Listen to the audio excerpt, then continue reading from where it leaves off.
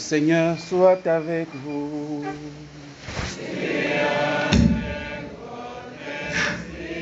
Évangile de Jésus-Christ selon saint Matthieu.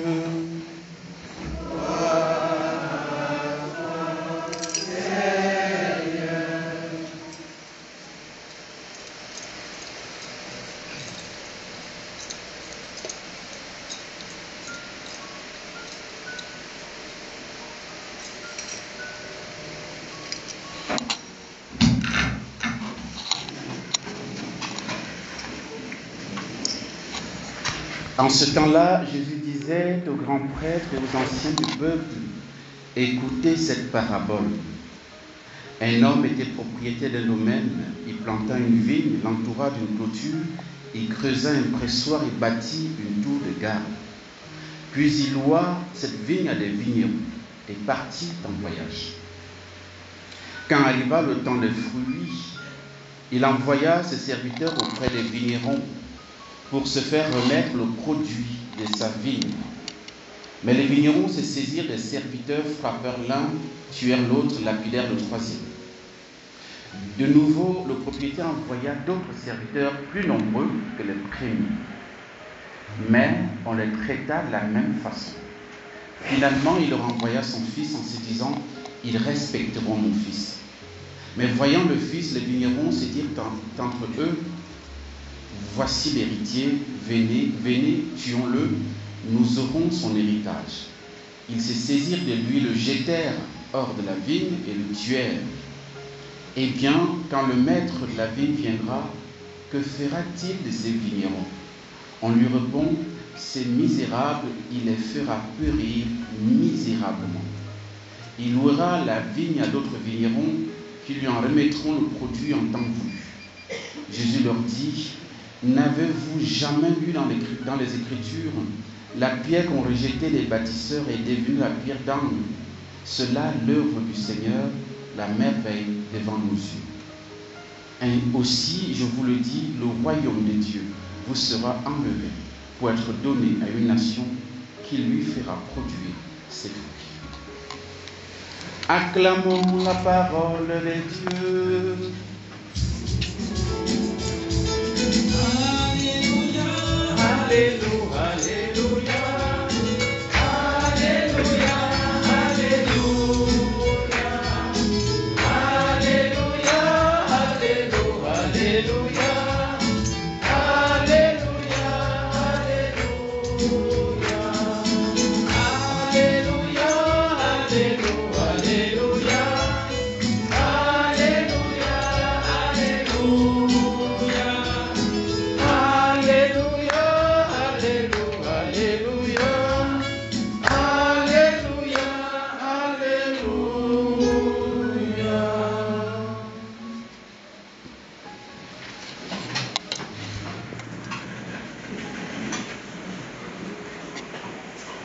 Nous avons deux paraboles, une dans la première lecture, une dans l'évangile, mais qui sont très très semblables, puisqu'il s'agit de la vigne et des fruits en tirés. Et on a envie de dire le résultat à la fin est le même. Nous allons essayer de comprendre ce que le Seigneur veut nous dire à travers ces deux paraboles. Je pense que c'est assez facile pour ceux qui ont fait leur méditation au cours de la semaine. Comme je l'ai dit la semaine dernière à la messe de 11h, il est bon que nous puissions avoir connaissance des textes du dimanche tout au long de la semaine. Nous, les catholiques, on est réputés d'être des paresseux sur le plan spirituel, sur le plan biblique, sur le plan de la lecture spirituelle en général, et plus particulièrement sur le plan de l'Écriture sainte. C'est quand même dommage qu'on vienne comme des assistants à la messe dimanche. Il faut qu'on vienne comme des participants. Et la participation, la préparation de la messe dominicale commence dès la fin de la messe du dimanche précédent. C'est-à-dire que, voilà, déjà ce soir ou bien plus tard demain, vous devez commencer à lire les textes du dimanche prochain. On a 4 lectures. Il y a la première lecture, il y a les psaumes, il y a la deuxième lecture, et puis il y a l'évangile. Voilà. Donc, si vous prenez le temps de les lire, de les méditer un petit peu, ça fait que vous avez déjà un petit peu quelque chose, vous avez la connaissance. Vous n'allez pas venir suivre pour la première fois depuis la semaine dernière. Vous voyez? Donc, ça permet, vous voyez, de s'y préparer et de montrer au Seigneur qu'on veut, voilà, on veut apprendre à le connaître davantage. Hein, il faut savoir que quand vous lisez les Écritures, c'est pas moi qui le dis, c'est Saint Ambroise de Milan qui le disait, docteur d'Église, il disait, quand vous lisez les Écritures, c'est comme si vous marchiez dans le jardin d'Éden avec le Seigneur. Donc vraiment, prenons plaisir à lire les Écritures. Hein, imitons les énervés par rapport à ça. Quand les énervés sont les éveillés. Hein, voilà. C'est comme ça que je l'appelle affectueusement. Hein, imitons-les au moins de ce... Prenons ce qui est bien chez eux quand même. Hein, voilà, ce qui est exemplaire chez eux. Donc, ici, donc, nous avons, dans la première lecture, dont il est question dans la vigne, c'est une parabole puisque Isaïe dit, je veux chanter pour mon ami le chant du bien-aimé à sa vie. Donc c'est de manière poétique et musicale qu'il va exprimer cette parabole où Dieu exprime sa déception par rapport au peuple d'Israël, puisqu'à la finale il va dire, la vigne du Seigneur de l'univers, c'est la maison d'Israël. Le plan qu'il chérissait, ce sont les hommes de Juda. Il en attendait le droit, et voici le crime. Il en attendait la justice, voici le crime.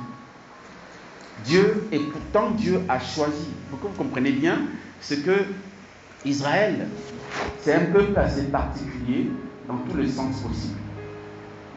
C'est un peuple créé par Dieu. Israël n'est pas une émanation des hommes. C'est une création de Dieu. Et il a commencé par choisir un homme qui s'appelle Abraham. Il a pris Abraham, n'est-ce pas, à Chaldée, il l'a fait déplacer pour, n'est-ce pas, l'amener à la terre, à Canaan. Et à partir, n'est-ce pas, d'Abraham, il a constitué son peuple. Il a promis à Abraham une descendance, il lui a donné Isaac, Isaac a donné Isaïe et Jacob, Jacob a donné 12 fils qui vont former les 12 tribus d'Israël. Vous voyez que c'est vraiment une création de Dieu. C'est Dieu qui est vraiment le propriétaire du peuple d'Israël. Et donc, qu'est-ce qu'il attendait, n'est-ce pas, d'Israël? Il attendait beaucoup de choses. Il envoyait, même quand Israël sortait du projet de Dieu, il envoyait des prophètes. Comme on le voit, n'est-ce pas, dans l'évangile. Il envoie ses serviteurs pour venir récolter le fruit de la vigne. Ce sont des prophètes. Voilà. Ils les ont traités très bien, comme on dit. Ils frappaient l'un, tuaient l'autre, lapidaient le troisième. Voilà.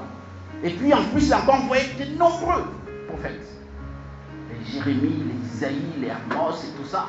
Voilà. Pour parler à Israël, pour dire, mais souviens-toi de l'alliance que tu as faite avec Dieu, ton Créateur.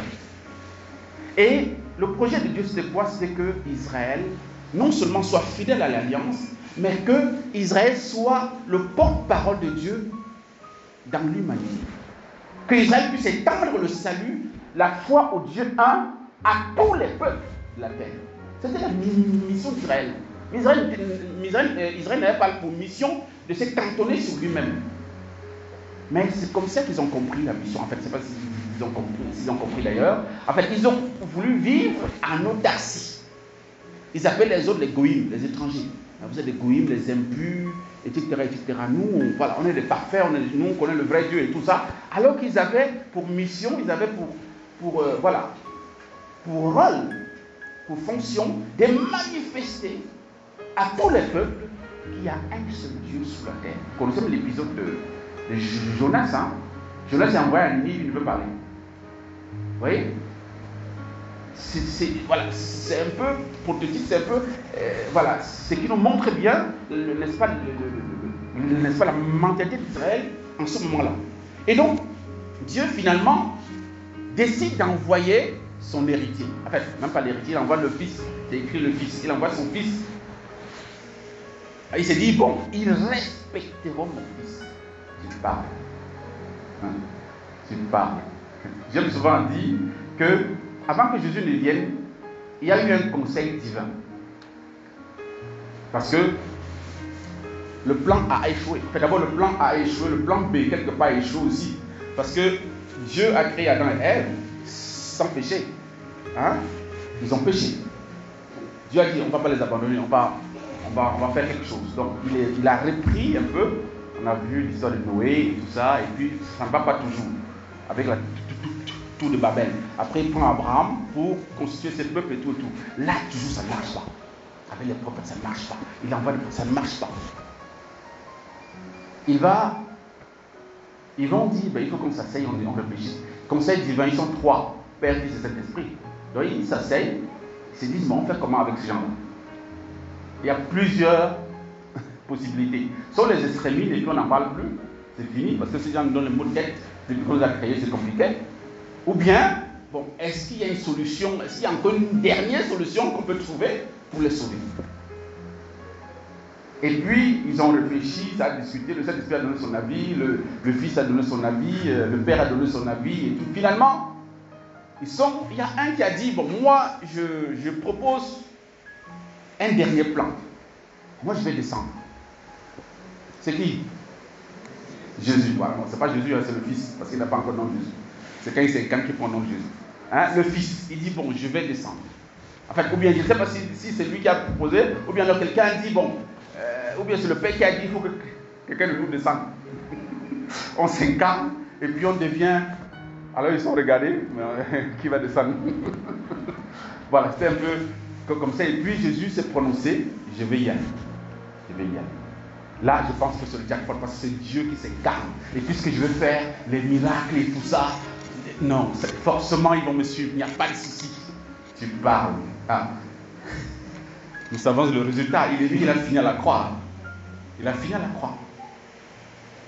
Donc, Jésus, quand il explique donc cette parabole, et il pose la question aux auditeurs de la parabole, eh bien, quand le maître de la vigne viendra, que fera-t-il de ces vignerons?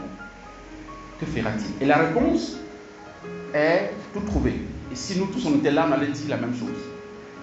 La réponse est, ces misérables, il les fera périr misérablement. Et il louera la vigne à d'autres vignerons qui lui en remettront le produit en temps voulu.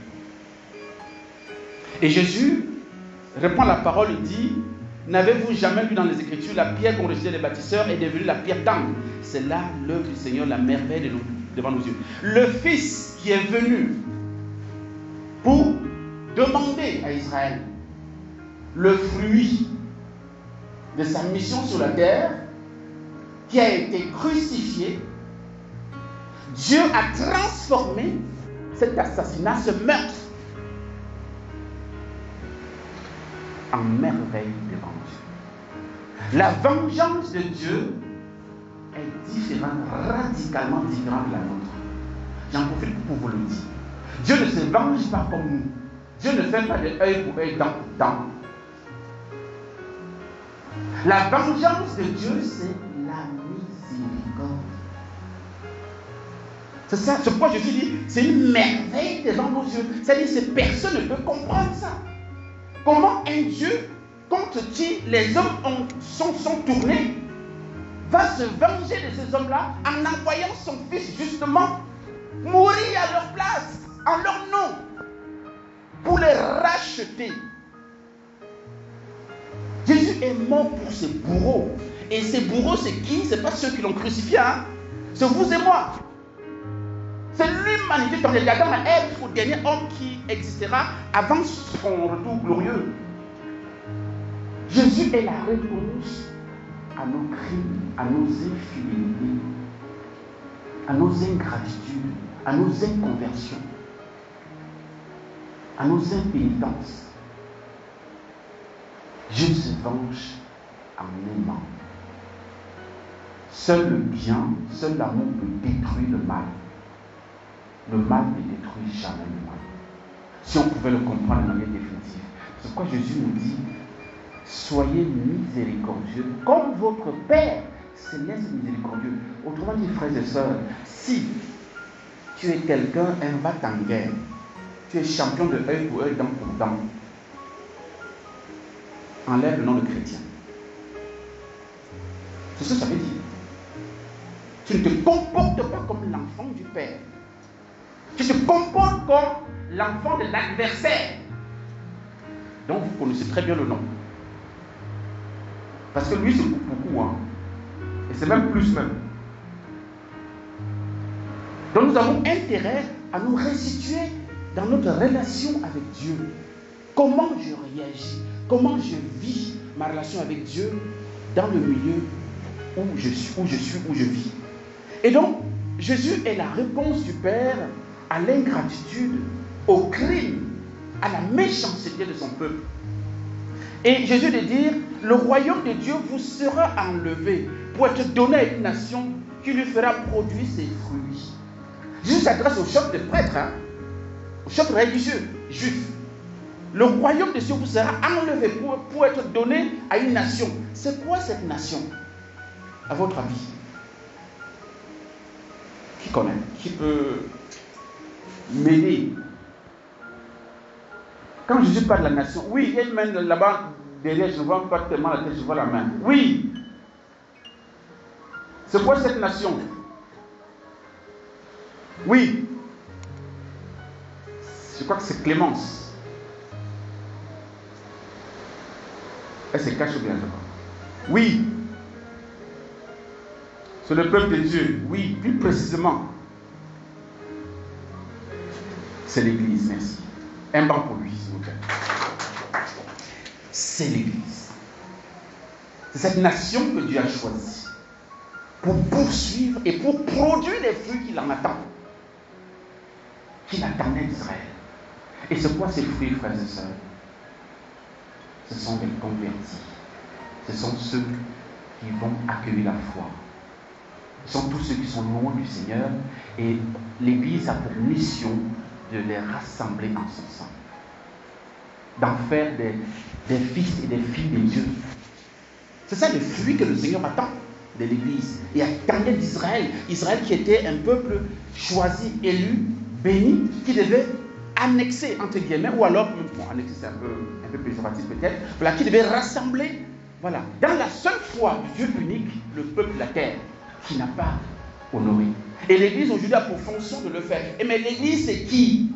Quelqu'un parle du peuple de Dieu. Et c'est vrai, c'est vous et moi, frères et sœurs. Ce n'est pas réservé à. C'est vous et moi, tout baptisés, a pour mission de produire du fruit que Dieu attend. Ça veut dire quoi concrètement? On va mettre les fruits dans les plats.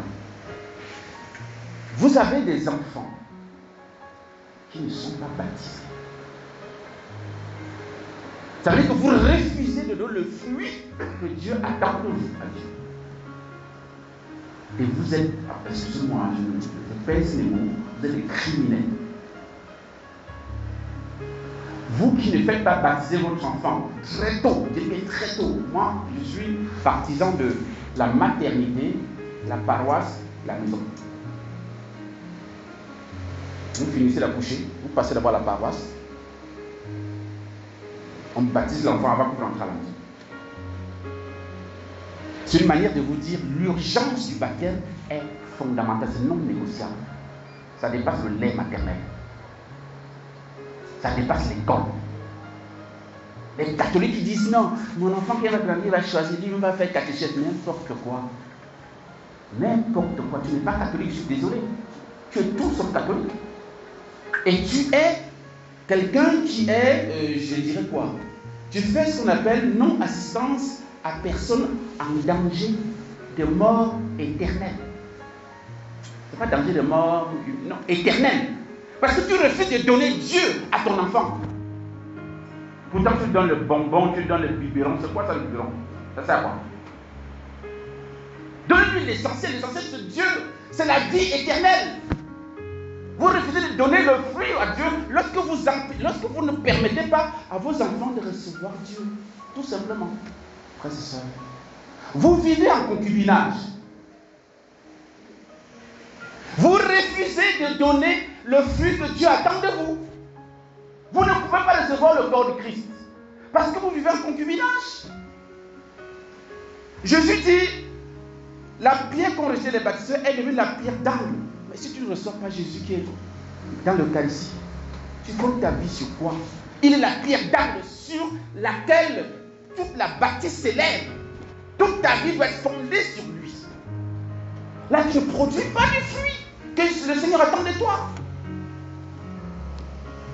On peut multiplier les exemples à l'infini.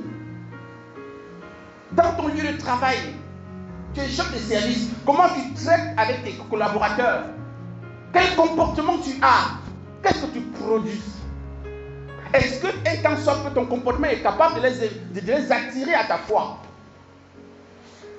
Vous avez des gens qui travaillent à la maison, les domestiques et tout ça, les gardiens et tout ça. Comment vous vous comportez avec eux? Vous avez quelle attitude envers eux? Tout ça, sont des lieux où le Seigneur attend que nous produisons des fruits pour le royaume.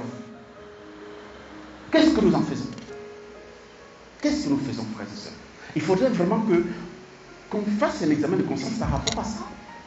Qu'est-ce que je produis? Et il s'agit de produire, comme je l'ai dit, le fruit ici, c'est de conduire les gens au Christ, de conduire les gens à l'église, d'en faire des nouveaux baptisés, des nouveaux chrétiens qui doivent constituer, grossir la famille des enfants de Dieu.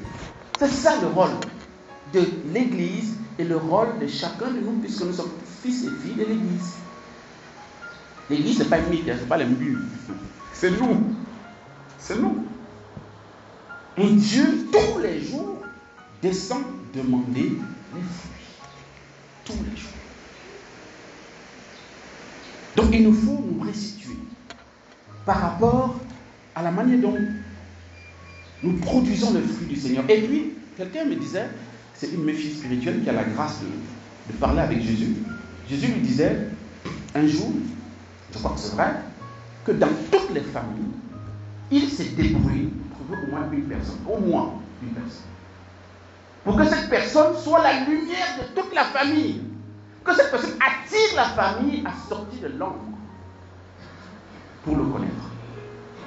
Que dans toutes les familles, il lui a dit, si tu veux faire une enquête, il n'y a pas de souci, mais tu verras que dans toutes les familles, il y a au moins une personne qui croit en moi et qui m'aime véritablement, à travers laquelle je veux illuminer la famille, je veux sortir la famille de l'incroyance, de l'idolâtrie, etc. Quand cette personne s'appelle toi ou moi, qu'est-ce que tu fais pour aider ta famille à sortir des ténèbres? Qu'est-ce que tu fais? Et nous savons que du point de vue familial, puisque, bon, on est né dedans, on a grandi dedans, on nous connaît. Hein, on nous connaît. Ce n'est pas les paroles. Hein. Vous parlez à votre frère, prêchez à votre frère. Voilà. Jésus me l'a dit, avant nul n'est prophète chez soi. Prêchez comme vous voulez de votre problème. Mais la meilleure des prédications, du point de vue familial, et même pas seulement familial, même au-delà, c'est l'exemple. C'est le comportement, comme on dit. Donc, et c'est par là aussi que nous devons être lumière pour notre pays. Nous devons impacter notre famille. Comment nous vivons nos réunions familiales? Est-ce que nous vivons de manière païenne? Et nos funérailles, comment on les vit? Et tout ça, ce sont des lieux où nous sommes appelés à témoigner que nous appartenons au Christ et que nous ne pouvons pas faire n'importe quoi comme tout le monde, comme des païens. Non, nous sommes chrétiens. Nous avons un témoignage à donner. Nous avons un témoignage à donner. Que le Seigneur nous aide à travers cette Eucharistie aujourd'hui, de nous redonner la grâce de retrouver notre place et d'être missionnaires là où le Seigneur nous a plantés pour produire du fruit que le Seigneur en attend. Amen.